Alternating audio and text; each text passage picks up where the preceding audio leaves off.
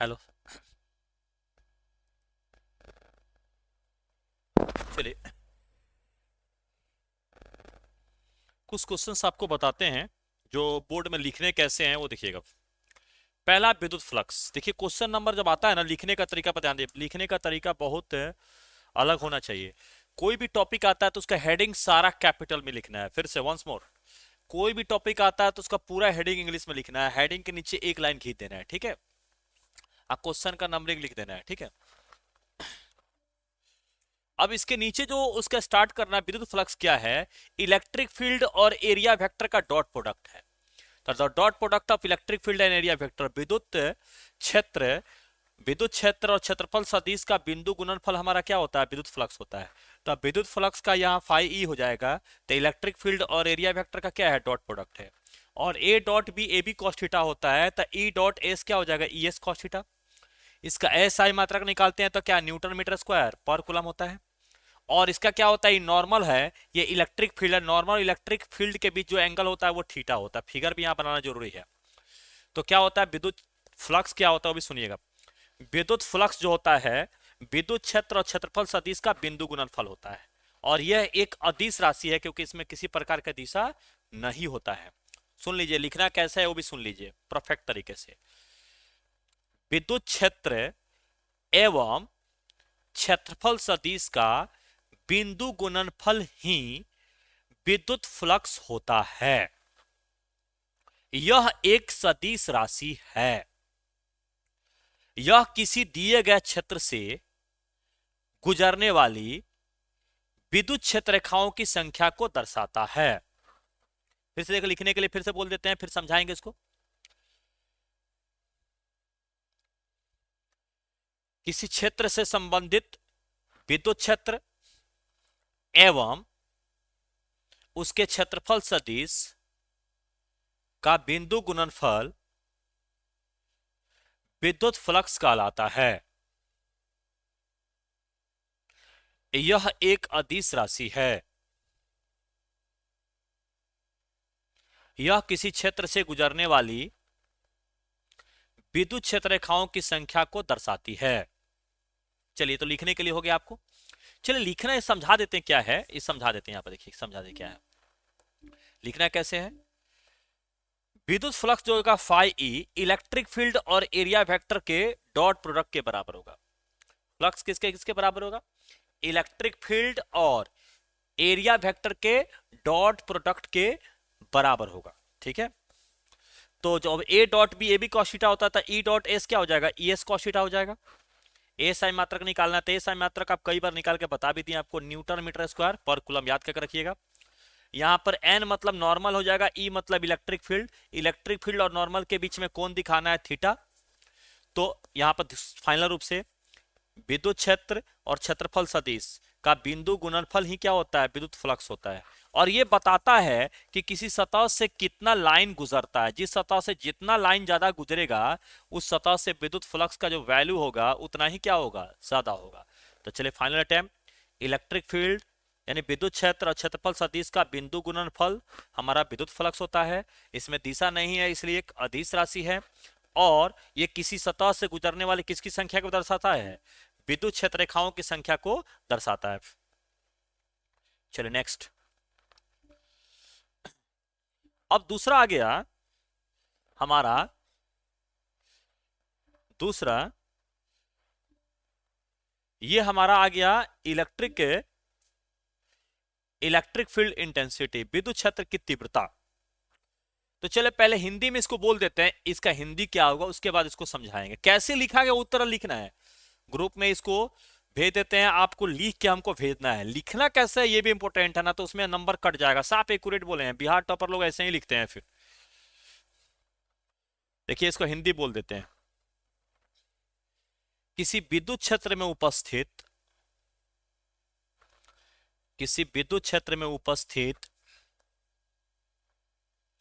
एकांक धन आवेश पर लगने वाला विद्युत बल ही उस बिंदु पर विद्युत क्षेत्र की तीव्रता कहलाता है। उस बिंदु पर विद्युत क्षेत्र की तीव्रता कहलाता है। यह एक सदिश राशि है। इसे ई वेक्टर से सूचित किया जाता है। इसे ई वेक्टर से सूचित किया जाता है। चलिए अब इसको समझाते हैं। अब इसके नीचे डाटा तो सब लिखना ही है, ये सब पूरा जो है इसे जैसे इंग्लिश में लिखे हिंदी में सब इसी तरह लिखना है। देखिए इलेक्ट्रिक फील्ड इंटेंसिटी है क्या। अब मान लीजिए यहाँ पर चार्ज है, देखिए एक चार्ज है और इसके बगल में चार्ज के अगल बगल का जो जगह है वो इलेक्ट्रिक फील्ड है। इलेक्ट्रिक फील्ड में यहाँ पर 1 कूलम का चार्ज रख दिया, 1 कूलम पर लग गया 50 न्यूटन का बल, तो हम बोल देंगे 50 न्यूटन पर कूलम, यानी 1 कूलम पे 50 न्यूटन लग रहा है। तब विद्युत क्षेत्र में 1 कूलम के चार्ज पर जो फोर्स लगता है उसको इलेक्ट्रिक फील्ड इंटेंसिटी बोलते हैं। तब मान लीजिए 5 कूलम के चार्ज पर 100 न्यूटन लगता, 5 कूलम के चार्ज पर कितना लगता 100 न्यूटन, तो 1 कूलम पर कितना लगता 20 न्यूटन। तब 20 न्यूटन पर कूलम यहाँ पर इलेक्ट्रिक फील्ड इंटेंसिटी हो जाएगा, 1 कूलम पर 20 न्यूटन लगेगा। तो इलेक्ट्रिक फील्ड इंटेंसिटी एक प्रकार का फोर्स है कितने कूलम के चार्ज पर 1 कूलम। तो चार्ज के अगल बगल का जगह जो होता है इलेक्ट्रिक फील्ड होता है। तो किसी चार्ज के अगल बगल 1 कूलम का चार्ज रखते हैं और उस पर जितना फोर्स लगेगा, चार्ज के अगल बगल इलेक्ट्रिक फील्ड ही होता है ना, तो इलेक्ट्रिक फील्ड में 1 कूलम का चार्ज बोलेंगे विद्युत क्षेत्र की तीव्रता बोलेंगे। विद्युत क्षेत्र की तीव्रता एक प्रकार का फोर्स है कितने कूलम पे लगने वाला 1 कूलम पे लगने वाला होता है। तो आपको मेन बात है यहाँ पर समझा नहीं रहे, मेन बात पर आपको लिखने का तरीका डेवलप करा रहे हैं इंपॉर्टेंट क्वेश्चन का, इसको लिख के हमारे नंबर पर आपको भेजना है।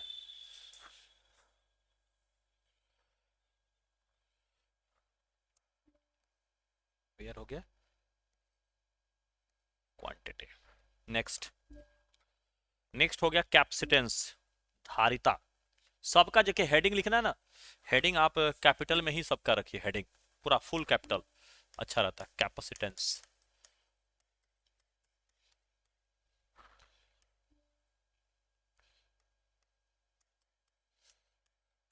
चलिए धारिता, हिंदी क्या होगा धारिता। चलिए हिंदी लिखिएगा। किसी वस्तु के आवेश को संग्रहित करने की क्षमता को ही, किसी वस्तु के आवेश को संग्रहित करने की क्षमता को ही, किसी वस्तु के आवेश को संग्रहित करने की क्षमता को ही इसकी धारिता कहते हैं।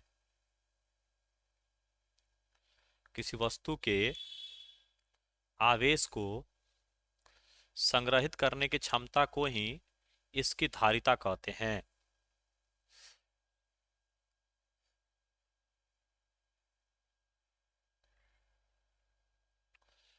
यह है वस्तु के आकार, यह वस्तु के आकार कौमा माध्यम, यह वस्तु के आकार कौमा माध्यम एवं आसपास उपस्थित आवेश पर निर्भर करता है, एवं आसपास उपस्थित आवेश पर निर्भर करता है। यह एक अदिश राशि है।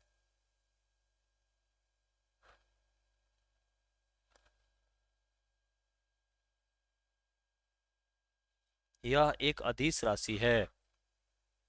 चलिए बाकी नीचे फार्मूला तो ऐसे ही लिखना है सबका, ध्यान दीजिएगा। है क्या, देखिए कोई बॉडी, अब इसको समझा देते, कोई बॉडी कितना ज्यादा चार्ज का स्टोरेज कर सकता है ना, उसी को कैपेसिटेंस बोले। ये छोटा बॉडी है तो इसमें स्टोरेज कम होगा, इसमें ज्यादा स्टोरेज हो जाएगा, इसमें और ज्यादा स्टोरेज हो जाएगा। तो जो बॉडी चार्ज का जितना ज्यादा स्टोरेज कर पाता है उसकी कैपेसिटी उतनी ज्यादा। कैपेसिटी मतलब कितना स्टोर कर सकता है, कितना जमा करके रख सकता है।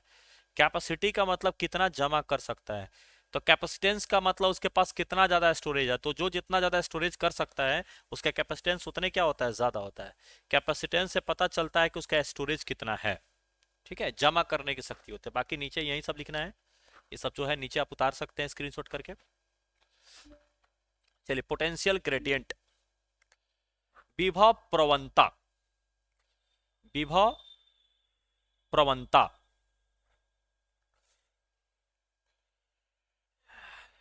एक मिनट थोड़ा सा,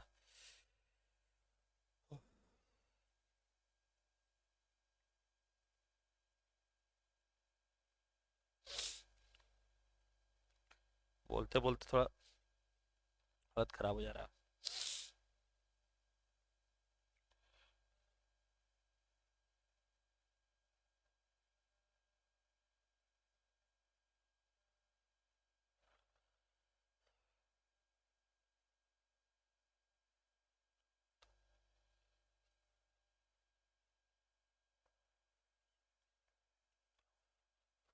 हो गया, चलिए थोड़ा 1 मिनट रेस्ट लिए हैं। चलिए, ये इस पे जो होता है ना, ये विभव प्रवणता, विभव प्रवणता, ये होता है पोटेंशियल ग्रेडियंट। देखिए, पोटेंशियल ग्रेडियंट होता है, पहले इसका हिंदी लिख लीजिए, उसके बाद इसको समझाते हैं। पहले हिंदी लिख लीजिए। दूरी के साथ, दूरी के साथ विभव प्रवणता, दूरी के साथ विभव के घटने के दर को ही, दूरी के साथ विभव के घटने के दर को ही विभव प्रवणता कहते हैं। दूरी के साथ विभव के घटने के दर को ही विभव प्रवणता कहते हैं। यह एक सदिश राशि है, यह एक सदिश राशि है। चलिए अब इसको समझा देते हैं क्या है। चलिए, सदिश राशि देखिए कैसे। जैसे मान लीजिए यहां पर 60 वोल्ट, यहां पर 58 वोल्ट, यहां पर 56 वोल्ट, तो यहाँ पर 0, यहाँ 1 मीटर, यहाँ 2 मीटर, यहाँ 3 मीटर, यानी पर मीटर डिस्टेंस घट रहा है तो 2 वोल्ट यहाँ पे कम हो जाता है, 2 वोल्ट पर मीटर यहाँ माइनस लिख सकते हैं। यानी 1 मीटर बढ़ने पर 2 वोल्ट का यहाँ पोटेंशियल क्या हो जा रहा है, माइनस हो जा रहा है। फिर यहाँ से यहाँ तक जाने पर भी, यहाँ पर भी कितना घट रहा है, 2 वोल्ट। तो पोटेंशियल ग्रेडियंट बताता है कि 1 मीटर डिस्टेंस आगे बढ़ने पर कितना वोल्टेज घट जाएगा। जैसे मान लीजिए यहाँ पर 60 वोल्ट है, यहाँ पर 55 वोल्ट है, यहाँ पर 50 वोल्ट है, यहाँ पर 0 मीटर, 1 मीटर, 2 मीटर, यानी 1 मीटर घटा तो 5 वोल्ट माइनस हो गया, अगला 1 मीटर घटा तो फिर 5 वोल्ट माइनस हो गया। तो यहाँ पोटेंशियल ग्रेडियंट जो हो जाएगा 5 वोल्ट पर मीटर, मतलब 1 वोल्ट 1 मीटर के डिस्टेंस पर 5 वोल्ट क्या हो जा रहा है, माइनस हो जा रहा है। तो पोटेंशियल ग्रेडियंट का मतलब होता है कि पर मीटर आगे बढ़ने पर कितना जो वोल्टेज हो जाएगा उसका जो हो जाएगा माइनस हो जाएगा।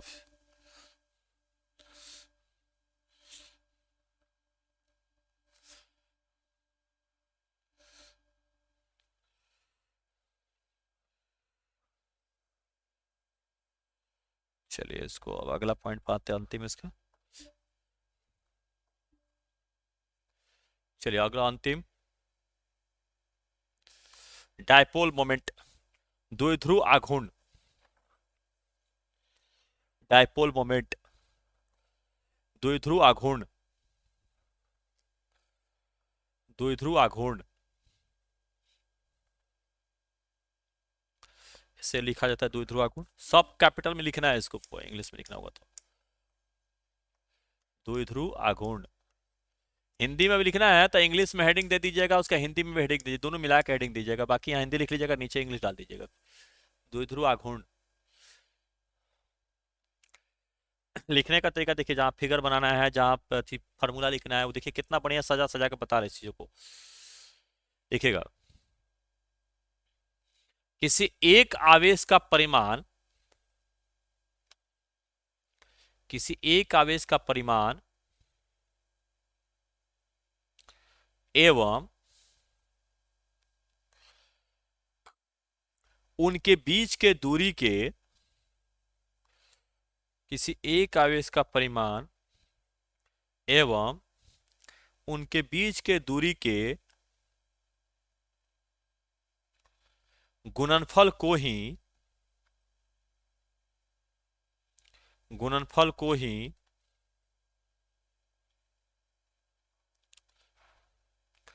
विद्युत द्विध्रुव आघूर्ण कहते हैं। विद्युत द्विध्रुव आघूर्ण कहते हैं। यह एक सदिश राशि होती है।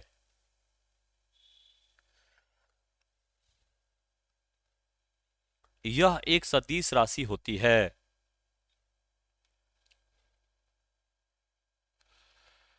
इसकी दिशा ऋणात्मक से धनात्मक आवेश की तरफ होती है। इसकी दिशा ऋणात्मक से धनात्मक आवेश की तरफ होती है।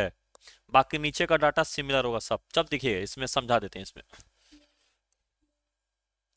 डायपोल मोमेंट जो होता है, चार्ज और उनके बीच का डिस्टेंस का प्रोडक्ट, ये डायपोल मोमेंट पी वेक्टर। तो चार्ज और उनके बीच का डिस्टेंस देखिएगा, माइनस क्यू है यहां पर और ये प्लस क्यू है। उनके बीच का डिस्टेंस है डी। तो एक चार्ज उठा लिए यहां पर क्यू और उनके बीच का डिस्टेंस डी उठा लीजिए। तो डिस्टेंस और चार्ज दोनों का प्रोडक्ट जो हो जाएगा हमारा क्या हो जाएगा, डायपोल मोमेंट। ये वेक्टर क्वांटिटी होता है और इसका डायरेक्शन इस नेगेटिव से लेकर किधर होता है, पॉजिटिव की ओर होता है। तो देखिए यहाँ पर P जो है डायपोल मोमेंट, Q इसका क्या है, एक चार्ज है, और D जो है पोजीशन वेक्टर। देखिए पोजीशन वेक्टर में जो होता है ना, डिस्टेंस और डायरेक्शन दोनों होता है। जैसे हम बोल दिए 30 मीटर तो डिस्टेंस है, और 30 मीटर उत्तर बोल दिया है ना, तब पोजीशन वेक्टर हो गया। डिस्टेंस में बस डायरेक्शन जोड़ देंगे, पोजीशन वेक्टर बन जाएगा।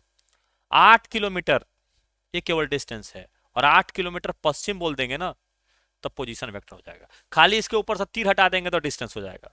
पोजीशन वेक्टर का मतलब हो गया, जैसे यहां से यहां मान लीजिए 10 सेंटीमीटर है, तो केवल 10 सेंटीमीटर लिखेंगे तो डिस्टेंस हो जाएगा, और 10 सेंटीमीटर पूरब की ओर लिखेंगे तो पोजीशन वेक्टर हो जाएगा। तो उसमें कंफ्यूजन नहीं करना है। पोजीशन वेक्टर में बस डिस्टेंस के साथ डायरेक्शन रहता है। ठीक है, चलिए इसे ऐसे मतलब हम चाहते हैं कि इसमें आपको पूरा का पूरा मार्क्स आए, इसलिए तब मेहनत कर रहे हैं। और ये एक नया तरीका आपको कैसा लगा है हमको कमेंट करके जरूर बताइएगा मेरे टेलीग्राम पर।